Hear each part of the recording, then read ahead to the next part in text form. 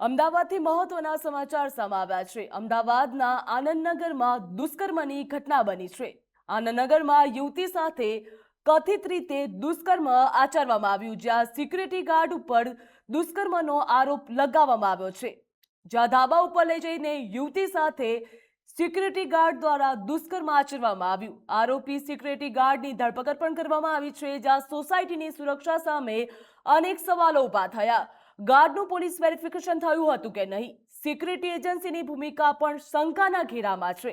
સોસાયટીમાં જવાબદારીની પોલીસે પૂછપરછ પણ હાથ ધરી છે। અમદાવાદના આનંદનગર વિસ્તારમાં સોસાયટીની સુરક્ષા વ્યવસ્થાને લઈને ગંભીર સવાલો ઊભા થયા છે। પીજીમાં રહેતી યુવતી રાત્રિના સમયે સોસાયટીના ધાબા ઉપર ગઈ હતી, ત્યારે સિક્યુરિટી ગાર્ડે તેની પાછળ ધાબા ઉપર પહોંચ્યો હતો। ફરિયાદ મુજબ દરવાજો બંધ કરીને યુવતી સાથે કથિત રીતે દુષ્કર્મ આચરવામાં આવ્યું। સમગ્ર મામલે પોલીસે આરોપીની ધરપકડ પણ કરી છે। તો આ ઘટનાના પગલે હવે સોસાયટીની સુરક્ષા વ્યવસ્થા સામે પણ લોકો દ્વારા સવાલો ઉઠાવવામાં આવી રહ્યા છે। જ્યાં સિક્યુરિટી ગાર્ડને નોકરી ઉપર રાખતા પહેલા તેનું પોલીસ વેરિફિકેશન થયું હતું કે નહીં, સિક્યુરિટી એજન્સીઓએ જરૂરી નિયમોનું પાલન કર્યું હતું કે નહીં, અને સોસાયટી દ્વારા કયા દસ્તાવેજોની ચકાસણી કરવામાં આવી, તે દિશામાં પણ તપાસ ચાલી રહી છે। પોલીસે સિક્યુરિટી એજન્સી તેમજ સોસાયટીના જવાબદાર લોકોની પૂછપરછ પણ શરૂ કરી। નિયમોનું ઉલ્લંઘન સામે આવશે તો કાયદેસરની કાર્યવાહી કરવામાં આવશે તેવી પણ પોલીસ દ્વારા સ્પષ્ટતા કરવામાં આવી છે। જ્યાં સાથે જ પોલીસે સોસાયટીના ચેરમેન, સેક્રેટરી અને રહેવાસીઓને સિક્યુરિટી ગાર્ડની નિમણૂક પહેલા પોલીસ વેરિફિકેશન અને બેકગ્રાઉન્ડ ચેક કરવાની પણ અપીલ કરી છે।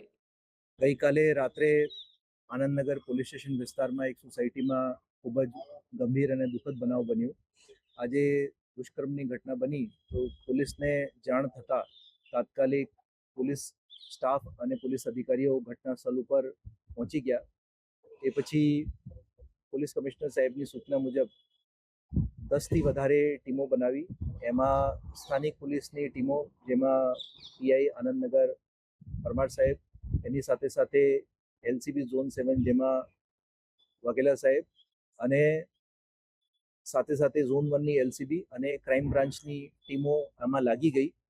પોલીસ દ્વારા આખા વિસ્તારની કોમ્બિંગ કરી, જેમાં સીસીટીવી તમામ રૂટના ચકાસ્યા, એ ક્યાં ગયા હશે, અને બાતમીના આધારે તમામ જગ્યાઓ ચેક કર્યા। એ હેબતપુર પાસે એ પોલીસ દ્વારા એને ઝડપી પાડ્યા છે।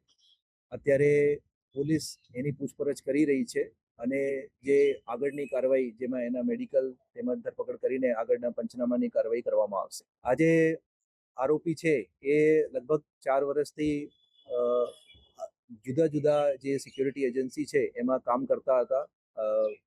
બહારગામથી અહીંયા આવતા હતા અને એને 3-4 એજન્સીઓ ચેન્જ કરી છે, અને છેલ્લી જે સિક્યુરિટી એજન્સી છે A1 સિક્યુરિટી એજન્સી, એમાં 4 દિવસ પહેલાં જ એ આવ્યા હતા અને એના ફક્ત આધાર કાર્ડ, પેન કાર્ડ જેવી ડિટેલ લઈને વગર કોઈ તાલીમ આપે અને વગર કોઈ વેરિફિકેશન કરે એને સોસાયટીના ગાર્ડ ઉપર મૂકી દીધા હતા। એની ખૂબ જ બેદરકારી છે અને એના કાયદાકીય પગલાં લેવામાં આવશે અને એમાં એક્શન લેવામાં આવશે, અને એના વેરિફિકેશન કર્યા વગર એને મૂકવામાં આવ્યા છે। હું તમામ સોસાયટીઓને જે છે એને હું વિનંતી કરું છું કે આપના જે સિક્યુરિટી ગાર્ડ છે એના આપ પોલીસને જાણ કરો, પોલીસની વેરિફિકેશન આપ ચકાસી લો, અને આવા પ્રકારના કોઈ માણસ નહીં આવી જાય એના માટે આપ પોલીસને ધ્યાન આપો, અને સિક્યુરિટી એજન્સીઓ પણ એને સિક્યુરિટી ગાર્ડને વેરીફાઈ કરે।